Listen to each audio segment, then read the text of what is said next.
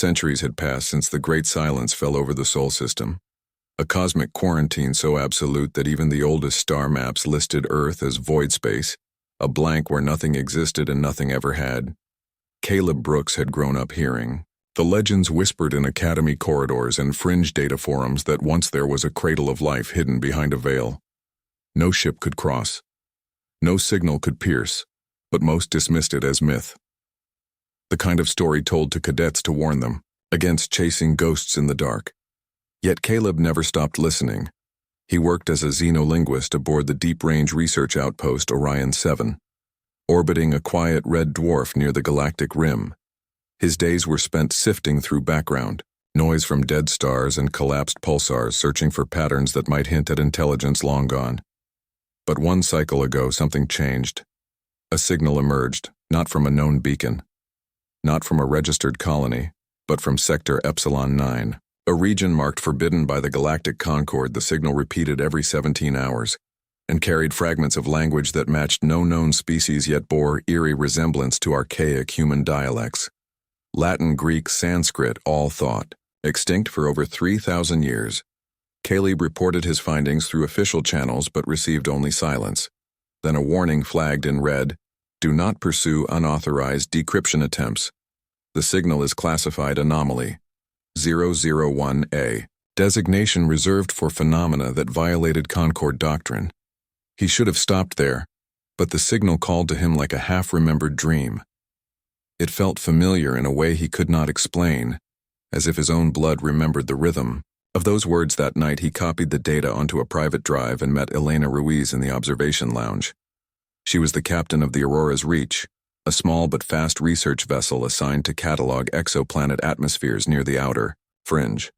She had sharp eyes and a quiet voice, and she'd once told Caleb that rules were only useful until they blocked the truth when he showed her the signal. She didn't laugh or call security. Instead, she asked how long it would take to reach. Epsilon 9, 3 weeks at maximum safe warp, he said. And if we get caught, then we'll be the first humans in Millennia to see what the Concord fears most. 2 days later, they launched under false coordinates listed as a routine atmospheric survey mission.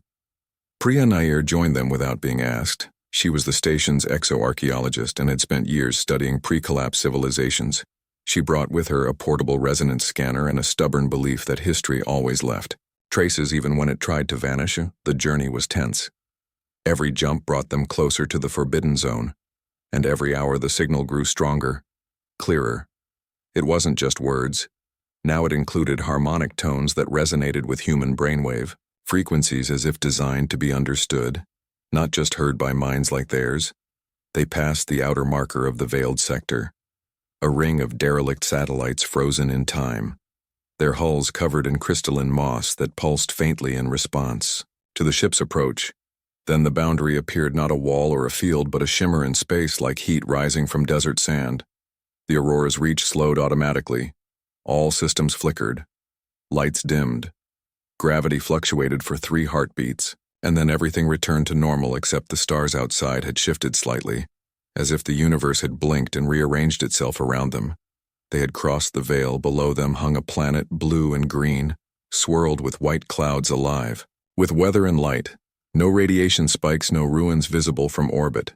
Just a world breathing as if it had never been abandoned. Elena ordered a low-orbit scan, and the results defied everything they knew. Oxygen levels stable, nitrogen balance intact, biosignatures everywhere from microbial mats in the oceans to dense forests covering entire continents. Yet no artificial signals, no cities, no power grids, nothing but nature. Reclaiming what had once been built, they chose a landing site near the eastern coast of a large landmass where satellite imagery showed geometric patterns beneath the canopy.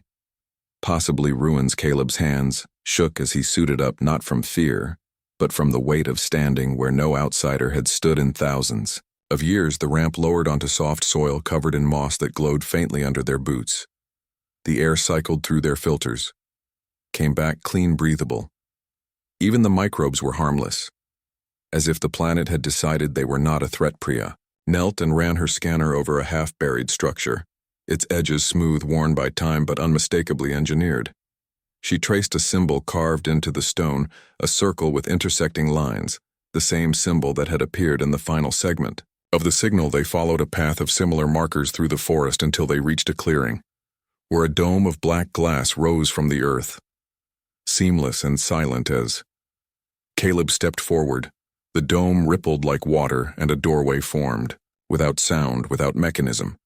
Just an opening that invited them in. Inside, the air was still and cool, walls lined with crystalline panels that lit up as they passed, each one displaying images not in any language, but in pure concept. A child, laughing, a rocket launching a hand reaching out to another, a city burning, a tear falling into soil that later bloomed with flowers. It was history not as record, but as feeling. At the center of the chamber stood a pedestal with a single slot. Caleb didn't know why, but he placed his data drive into it the moment it clicked. The room filled with voices, not one but thousands, overlapping in every human tongue ever spoken, all saying the same thing. We are sorry, we are proud, we are gone, but not forgotten. Then silence returned, heavier than before.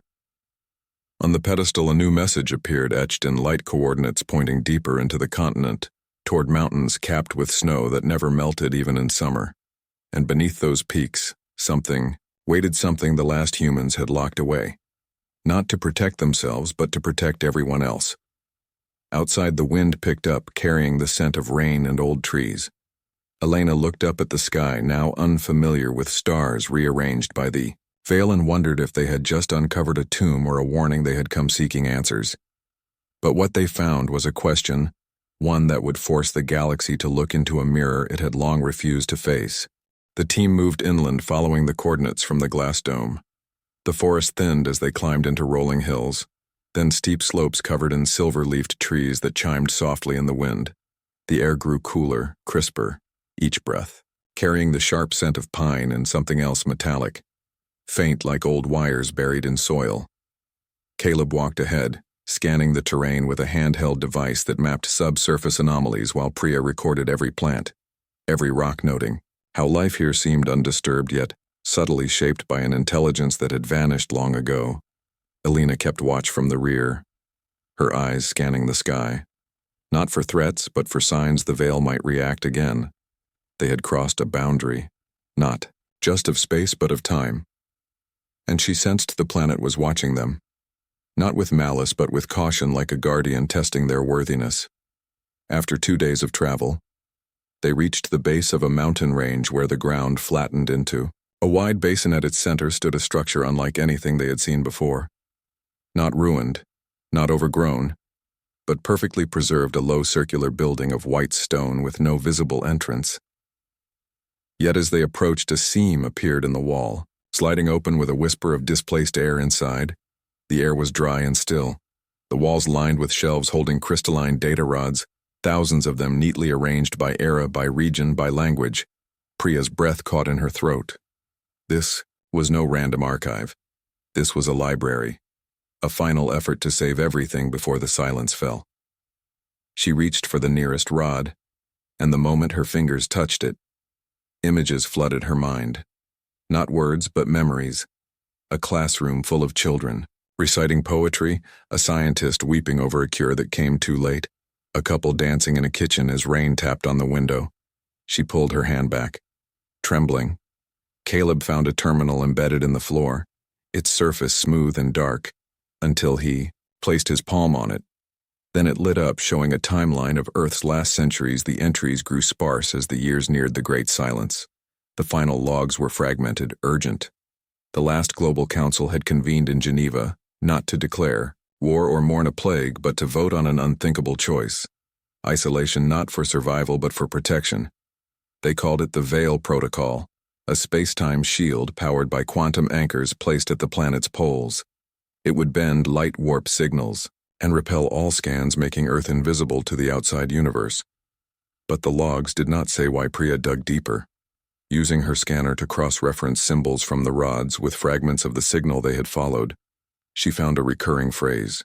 The contagion is not in our hands but in our minds. It made no sense until she accessed a sealed file labeled Project Mirror. It contained recordings from first contact with an alien species, known only as the Lumen beings of pure thought, who communicated, Through shared consciousness, they had arrived in peace, drawn by Earth's radio waves and music, and had asked to understand humanity better. In goodwill, Earth scientists offered them a gift, a prototype neural bridge that allowed the Lumen to experience a human mind directly, just one for study, just one to learn from. But something went wrong. The recording showed the Lumen envoy convulsing as it connected, then screaming in a frequency that shattered glass across the lab within hours. The envoy's entire collective began to fracture their harmonious network, collapsing into chaos. They turned on each other, tearing apart their own civilization in days. What had been a peaceful species became a storm of madness and self-destruction. Earth's leaders realized too late that the human mind carried something dangerous, not evil, not malice, but a pattern, a recursive loop of contradiction, ambition, empathy, cruelty, logic, and delusion, all tangled together in a way that other consciousnesses could not process. It was like a virus, but not of biology, of thought itself, and once shared, it could not be undone. The Lumen were gone now, erased by their own unraveling, and Earth knew it could not risk another contact, so they sealed themselves, away not as punishment, but as quarantine. Elena stood by a window that looked out over the basin. The sun was setting, painting the snow-capped peaks in gold and violet. She thought of the Concord, the vast alliance of species that governed the galaxy, with laws built on cooperation and shared understanding. What would they do if they learned that one species carried a mind so volatile it could shatter others just by being known? She turned to Caleb, who was staring at a final entry from the council. Chair, a woman with tired eyes and a voice like stone. We do this not because we are monsters, but because we love the universe too much to let it burn because of us. They spent the night in the archive, sleeping in shifts. Caleb dreamed of voices speaking, in languages he did not know, yet understood perfectly. They told him stories of loss, of hope, of building something beautiful even when you knew it would not last. When he woke, his eyes were wet and the mountain wind howled outside like a chorus of ghosts. At dawn, Priya made a discovery in a hidden chamber beneath the main floor. A map unlike the others, not of Earth, but of the galaxy, marked with red zones, each one labeled Lumen Collapse Site. There were 7 of them scattered across different arms of the Milky Way, all silent, all dead. The last entry beside the map read, "They were not the first, and if we do not act, we will not be the last," as they prepared to leave. Caleb took one data rod sealed in a protective case, the one labeled Genesis. It held the earliest human stories, myths of creation and curiosity, the same drive that had led them to the stars, and later to this terrible knowledge. Elena looked at him and nodded. She knew they could not keep this secret any longer, but revealing it might be just as dangerous as hiding it. They returned to the Aurora's reach, the ship humming softly as if relieved to have them back. As they lifted off, the white archive vanished beneath the trees as though it had never been there. Caleb watched the mountains shrink below, wondering if they had uncovered a tomb or a warning.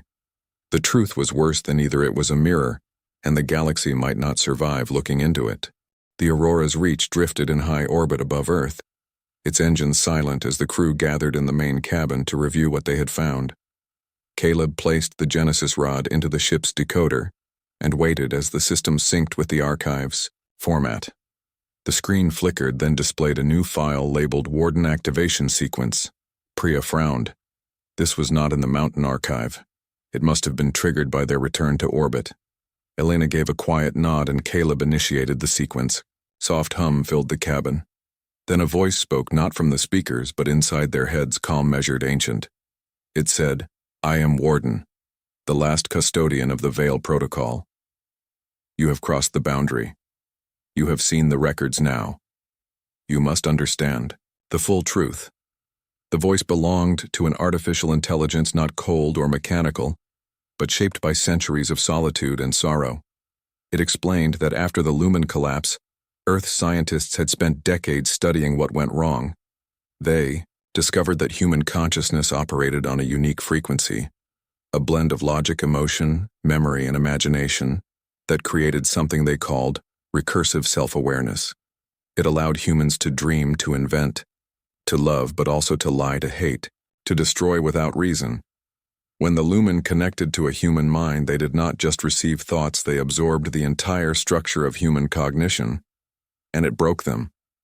Their collective consciousness had no defense against paradox. They could not reconcile mercy with vengeance, hope with despair, creation with annihilation. The human mind was not evil. It was simply too much, too complex, too contradictory for a harmonious species to contain. Warden revealed that Earth had tried to warn others. They sent encrypted messages to nearby systems urging caution. But some species ignored the warnings. One, a crystalline hive mind from the Perseus arm, attempted a limited neural link out of scientific curiosity. Within a week, their entire network fractured into warring factions, turning their cities into graveyards of shattered glass. Another, a gaseous entity from the outer rim, dissolved into chaotic storms. After experiencing a single human memory of grief, each failure confirmed the worst. Humanity was not a threat with weapons or armies, but with thought itself. The very act of sharing their inner world could unravel other minds like thread pulled from a tapestry. So the last council made their choice. They activated the veil, not to hide from danger but to protect the galaxy from themselves. They shut down all off-world colonies, recalled every ship, and erased Earth from every database. They even altered the memories of those who had left, so no one could lead others back. But they did not vanish entirely. They preserved themselves in one last vault beneath the Antarctic ice, a stasis chamber holding the final 1,000 humans. Their minds stored in quantum matrices, not dead, but waiting for a time when the galaxy might evolve enough to understand them without breaking. Warden had watched over them for 3,000 years, maintaining the veil, repairing the anchors, keeping the silence absolute until now. Elena asked why the signal was sent. Why break the silence? After all this time, Warden replied that the veil was failing. The quantum anchors were degrading faster than predicted. Within a century, the shield would collapse and Earth would be exposed again. The Council had programmed Warden to seek out a species capable of handling the truth, not with fear but with wisdom. The signal was a test. Only those who understood its language, its sorrow, its warning would be allowed. Through Priya sat quietly, her fingers tracing the edge of the console. She thought of all the civilizations that had fallen because they looked into the human soul and saw chaos. But what if chaos was not the end? What if it was the beginning of something new? The ability to hold pain and joy in the same heart, to build a hospital next to a battlefield, to write a poem in the middle of a storm. That was not weakness. That was courage. Caleb spoke then, his voice low but firm. We are not here to spread this contagion. We are here to show that it can be lived with. We carry the same minds that broke the lumen, but we also carry the minds that painted the Sistine Chapel, that cured disease, that reached for the stars, even when we knew we might fall. The danger is real, but so is the beauty, and the galaxy deserves to choose for itself. Warden was silent for a long time, then it said, the Concord will not see it that way. They enforce unity through order. They fear what they cannot control, and you have just given them something they cannot predict. As if on cue, the ship's proximity alarm chimed softly. A vessel had entered the system, not small, not research class, but a Concord Enforcer cruiser, black and angular, bearing the sigil of the tribunal. It broadcast a single message. Identify yourselves and prepare for immediate debriefing under Article Omegalina's jaw tightened. They had been found sooner than expected. She ordered the crew to secure all data and prepare for boarding. But Caleb had another idea. He accessed the ship's comm array and began uploading the entire archive, not to the Concord but to the public Galactic data stream, a decentralized network used by scholars, artists, and independent colonies. It would take time to spread, but once it started, it could not be stopped. Priya helped him encrypt the files with layered keys so only those who truly sought understanding could unlock them. The first layer required knowledge of human history, the second empathy, the third, the willingness to sit with discomfort without looking away as the Enforcer ship closed in, its docking clamps extending like claws. Caleb sent the final command. The transmission began, a quiet ripple in the ocean of data, carrying the voice of a species that had chosen silence, not out of shame, but out of love. Elena stood at the viewport watching the black ship loom larger. She knew they would be taken. She knew they might never see Earth again. But as the first fragments of human music, poetry, and apology began to travel through the stars, she felt something she had not felt in years. Hope, not that they would be forgiven, but that someone out there might finally understand why Earth had hidden and why it was time to be seen again. The Enforcer ship docked with a heavy thud that vibrated through the Aurora's reach. Its airlock hissed open, and 3 figures stepped aboard, clad in silver-gray armor, their faces hidden behind smooth visors that reflected nothing high arbiter. Kael'vas came last, his presence filling the corridor without a word. He was tall, broad-shouldered, a veteran of the Concorde's earliest Unity Wars, and known for his unwavering belief that order was the only shield against chaos. He removed his helmet, revealing sharp features and eyes that had seen too many civilizations tear themselves apart to tolerate uncertainty. He looked at Elena, then at Caleb and Priya, his voice calm but edged with steel. "You have violated the oldest law of the Concorde. You have entered a sealed zone, you have accessed forbidden knowledge, and you have broadcast it without authorization. That last act alone is grounds for immediate neural wipe." Elena stood straight, her hands at her sides but her voice steady. "We broadcast the truth not as a weapon but as a choice. The galaxy deserves to know why Earth vanished. Not because it was destroyed, but because it chose to protect everyone else." Kale's gaze flicked to the console where the upload progress bar had just reached 100% too late. He said softly, then louder with finality, "The damage is done, but it can still be contained. The Concorde Tribunal has already convened an emergency session. Earth is now classified as a Class Omega contamination. Soon all data must be purged, all physical evidence sterilized. The planet will be cleansed by solar lance within 72 standard hour." Priya stepped forward, her voice trembling but clear. "You cannot erase a whole world because you are afraid of what it represents." The lumen collapsed because they were not ready. But that does not mean every species will suffer the same fate. Some might learn. Some might grow stronger by understanding the full spectrum of consciousness. Kale turned to her. "Slowly you speak as if complexity is a gift. But I have seen what happens when minds are exposed to ideas they cannot reconcile. Entire cultures shattered by a single contradictory truth. Harmony is not weakness. It is survival. And Earth's so-called gift is a plague of paradox that has already killed more than you know." Caleb spoke, then his voice quiet but firm. "If the human mind is a plague, then why did the last council preserve it? Why keep the final 1,000 in stasis beneath the ice? They did not see themselves as monsters. They saw themselves as a lesson waiting for the right time to be taught." Kale paused. For the first time, something flickered in his eyes. Doubt or memory. He said, "The Concorde has records of other veil breaches long before your time. Small attempts by scavengers or curious scholars. Each time the intruders returned changed. Unstable, some went mad. Others tried to spread human art, human music, human philosophy like seeds in fertile soil. And each time, those seeds grew into chaos, riots on peaceful worlds, wars sparked by poems, rebellions born from songs. The Concorde had to intervene every time. So you burn the library to stop people from reading the books." Elena said, "We protect the garden from a weed that strangles everything it touches." The tribunal's vote was unanimous. She knew that. But she also knew something Kale did not. The transmission was already spreading beyond the Concorde's control. Independent colonies, fringe academies, nomadic data weavers, all were receiving fragments of the archive and sharing them faster than any firewall could block it. On 1,000 worlds, beings were listening to Beethoven reading, Shakespeare watching footage of children playing in rain and weeping without knowing. Why, back on the Enforcer ship, Caleb and his crew were placed under guard but not imprisoned. Kale allowed them to remain together, perhaps out of respect, perhaps out of curiosity. He assigned a monitor drone to observe their every word and movement, but he did not silence them.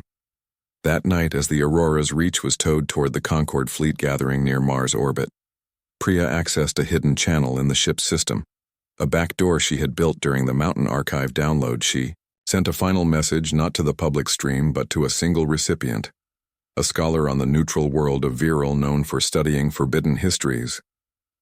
The message contained coordinates to the Antarctic vault and a plea. Do not let them erase the last humans. They are not a threat. They are a mirror. Meanwhile, on dozens of worlds, the first reactions emerged. A poet on the water world of Lyra wrote a verse comparing human grief to the tides and was arrested for inciting emotional instability. A group of students on the crystalline moon of Zenth built a replica of the Eiffel Tower from memory and were dispersed by peacekeepers. A musician on the desert planet of Cairo played a melody based on a Mozart sonata, and crowds gathered weeping in the streets until the local governor banned all non-native music. The Concord issued emergency decrees banning all human-related content, but the more they banned, the more it spread like smoke through cracks in a sealed room. Kale received reports of unrest across 7 sectors. He stood on the bridge of his flagship staring at the blue planet below its clouds, swirling peacefully, unaware of the storm it had unleashed. He turned to his aide and said, "Delay the solar lance by 12 hours. I want to speak with them again." When he returned to the Aurora's reach, he did not wear his armor, only a simple gray tunic. He sat with Caleb, Elena, and Priya in the mess hall, and for the first time asked not as an arbiter but as a being who had spent his life enforcing silence. "What is it that you saw down there that made you risk everything?" Caleb looked at him and said, "We saw that being broken does not mean you are worthless, that carrying darkness does not mean you cannot also carry light, and that sometimes the bravest thing a species can do is hide so others can keep dreaming." Kale was quiet for a long time. Then he stood and left without another word. But the order to sterilize Earth still stood, and the countdown continued. The hours before the solar lance firing crawled like glaciers across the hull of the Aurora's reach. Caleb sat by the viewport watching Earth turn slowly below its oceans, glinting under the sun, its clouds drifting as if unaware of the judgment hanging over it. Elena paced the cabin, her mind racing through every possible plea, every legal precedent, every moral argument. But she knew none would move the tribunal. Not when fear had already taken root in their hearts. Priya stayed silent most of the time, her fingers tracing invisible patterns on the table, as if mapping escape routes that did not exist. Then a signal came, not from the Concord, not from any official channel, but from the outer rim, a voice young, urgent, speaking in broken, standard tongue. "We received your archive, we listened. We understand." The message was followed by another from a mining colony near the Crab Nebula, then a research outpost in the Velvet Void, then a nomadic fleet of storytellers who wove human myths into their star songs, hundreds of voices rising not in demand, but in witness. "We see you. We hear you. Do not let them erase you." The Concord tried to silence the flood, but it was too late. The truth had become a current, too wide to dam across the galaxy. Beings who had never known war wept at human lullabies. Pacifist scholars debated the ethics of sacrifice in Shakespeare's plays. Artists painted murals of cities that no longer stood, and children asked their elders why anyone would hide such beauty away. High Arbiter Kale stood on the command deck of his flagship. The solar lance charged and ready its beam, capable of boiling oceans and cracking continents. His hand hovered over the final authorization key, but his eyes were fixed on the live feed from 1,000 independent broadcasts showing what the human legacy had sparked. Not chaos, but conversation. Not collapse, but curiosity. A new message arrived this time from the virile scholar who had received Priya's coordinates. It contained footage from the Antarctic vault, not of weapons or monsters, but of the last 1,000 humans suspended in soft light, their faces peaceful, their minds stored not as weapons, but as seeds. The scholar had not tried to wake them, only to show them as they were, fragile. Hopeful, waiting. Kale lowered his hand. He opened a channel to the tribunal. His voice steady but changed. "I have reviewed the data again, and I have listened to the response from the outer systems. The human mind is dangerous. Yes, but so is fire. So is knowledge, so is love. If we destroy Earth, we do not protect the galaxy. We confess our own weakness. We say we are too fragile to face a truth that includes both light and shadow." Silence followed, then voices rose in protest, but others spoke in agreement. A delegate from the moss-covered world of Thren said, "My people once feared the storm until we learned to build with its wind. Now we sing in thunder. A synthetic intelligence from the ring of Newell said paradox is the birthplace of innovation. Without contradiction, there is no growth." The vote was called again, not in secret but broadcast live across all channels. The tally came in, not unanimous but enough. The sterilization order was suspended indefinitely. Earth would remain sealed but no longer erased. The archive would be studied under strict ethical guidelines, and the vault beneath the ice would be placed under joint guardianship. Not as a threat, but as a testament. On the Aurora's reach, the crew heard the announcement, and for a long time no one spoke. Then Elena let out a breath she had not realized she was holding. Caleb turned from the viewport, his eyes wet but dry of fear. Priya simply nodded as if she had known all along that the galaxy would choose to look. They were not punished for their breach. The tribunal ruled that their act, though unlawful, had served a greater purpose. They were granted observer status in the New Earth Heritage Council and allowed to return home as messengers, not criminals. As the Aurora's reach prepared to leave orbit for the last time, Caleb stood alone on the observation deck, watching the blue planet shrink behind them. He thought of the voices in the archive, the laughter, the tears, the quiet courage of a species that chose silence to spare others pain, and he whispered, not in sorrow but in gratitude, "We were not monsters, we were warnings, and maybe someday guides." The ship passed through the veil again, the stars shifting back to their familiar places, the great silence now filled with echoes of a truth too vast to bury, too vital to forget. And somewhere in the dark between galaxies, a child on a distant world hummed a tune they had never heard before, but somehow knew by heart.